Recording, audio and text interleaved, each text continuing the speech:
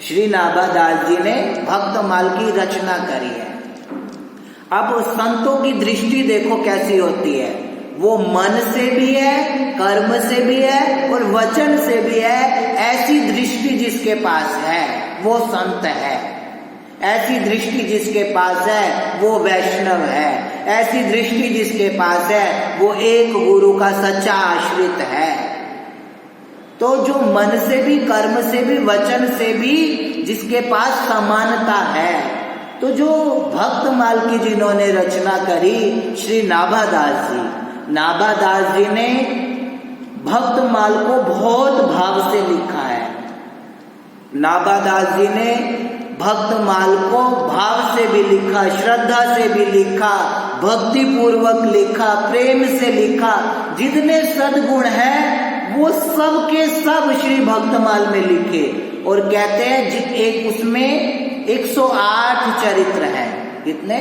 108 महात्मा हैं, 108 संत हैं जिनके चरित्र हैं। और उन्होंने जितनी ऊंचाई के साथ आदि गुरु शंकराचार्य भगवान का चरित्र लिखा है, जितनी ऊंचाई के साथ उन्होंने श्री रामानंदाचार्य भगवान का चरित्र लिखा है, जितनी ऊंचाई और जितनी भाव के साथ उन्होंने निम्बार्काचार्य भगवान का चरित्र लिखा है, जितनी ऊंचाई, जितनी क्या कहें विनम्रता के साथ उन्होंने क्या कहें श्री कबीरदास जी का चरित्र लिखा है, सूरदास जी का चरित्र लिखा है, मीरा का चरित्र लिखा है, रैदास का चरित्र लिखा है, उसमें कहीं पर भी उन्होंने भेदभाव नहीं किया।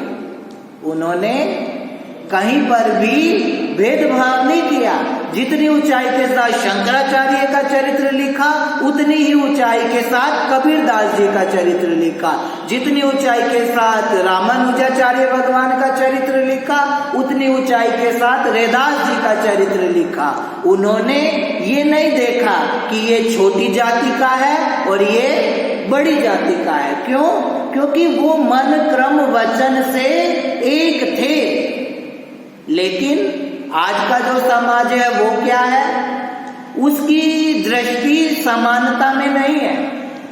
अब मैंने एक दिन कहा था कि जो वाल्मीकि समाज है वो वाल्मीकि को तो मानता है, लेकिन जिस वाल्मीकि को भगवान राम भजते थे उस राम को नहीं मानता।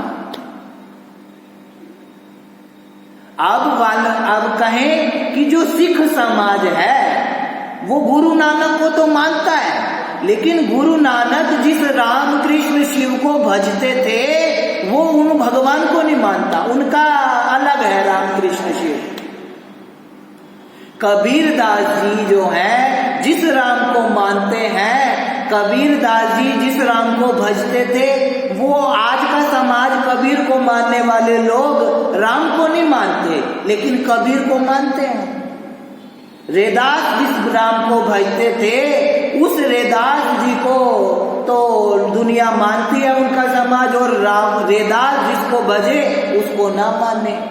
तो ये जो कर्म, वचन और मन से विपरीत व्यवस्थाएं हैं, इनमें समानता नहीं दिखाई देती। और इसीलिए आज समाज जो है वो बिखरता जा रहा है। आज समाज की जो स्थितियां हैं वो विलग हैं। तो हमें क्या करना है? हम ऐसे समाज का हिस्सा ना बने, ऐसे समाज का हिस्सा ना बने, अपने आप को बचाएं ऐसे समाज से। और ऐसे छोटे छोटे पंथों ने, ऐसे छोटे छोटे ग्रुपों ने पूरे सनातन धर्म का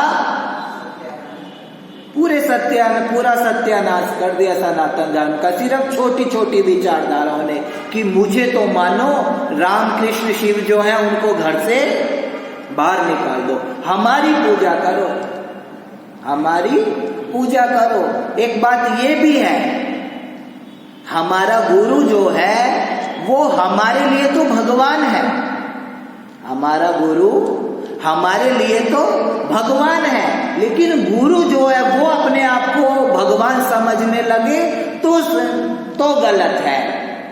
आश्रित के लिए तो गुरु भगवान ही होना चाहिए, लेकिन गुरु के अंदर अगर भगवान होने का अहम आ जाएगा तो फिर क्या हो जाएगा?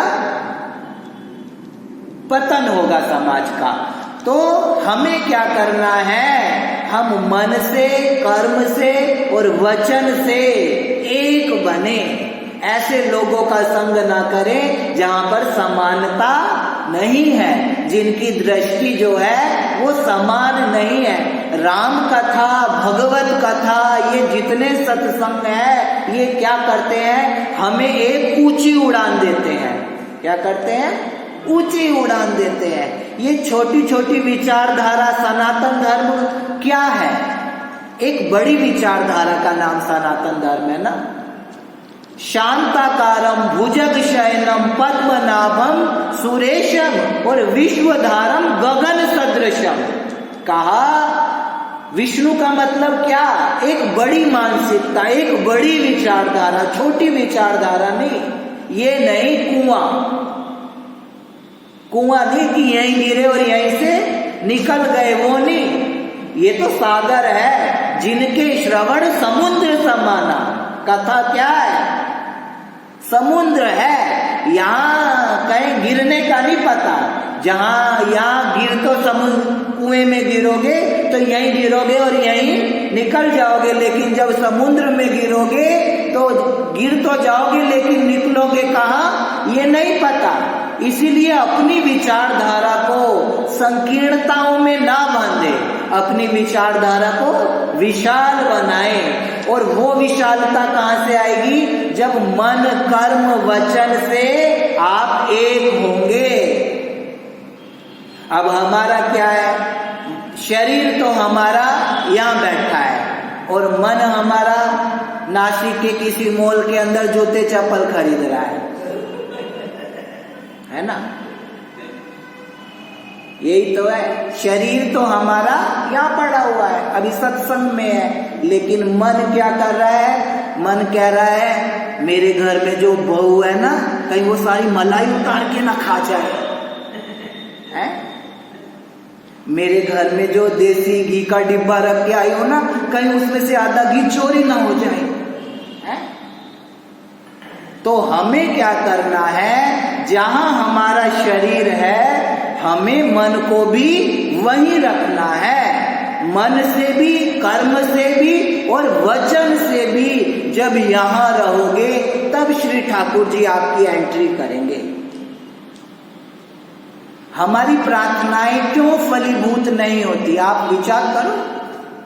आप रोज सत्संग करते हो, आप रोज दिया जलाते हो, आप रोज प्रार्थना करते हो, आपने कितने चलिए उठाए हुए होंगे, आपने कितना दान देते हो, लेकिन ये सब सार्थक क्यों नहीं हो रहा? क्योंकि हम करते कुछ और है और कहते कुछ और है। ये जो करना और क्या कहें कहने का भेद है ना, यही वाली बात हमें भगवान के सन्मुख नहीं होने देती। तो हमें मन से भी, कर्म से भी और वचन से भी एक होना है। जब एक हो जाओगे तब श्री ठाकुर जी आपका स्वीकार करेंगे, नहीं तो भटकते रहो। और भटकना भी अच्छा है, ऐसा नहीं है भटकना बुरा है, लेकिन पहले कहीं अटक जाओ, पहले किसी के चरणों में अटक जाओ, फिर भटको तो भटकना भी अच्छा है। लेकिन खाली ऐसे ही भटकते रहो तो कोई फायदा नहीं है। तो मन, कर्म और वचन से श्री ठाकुर जी का होना है।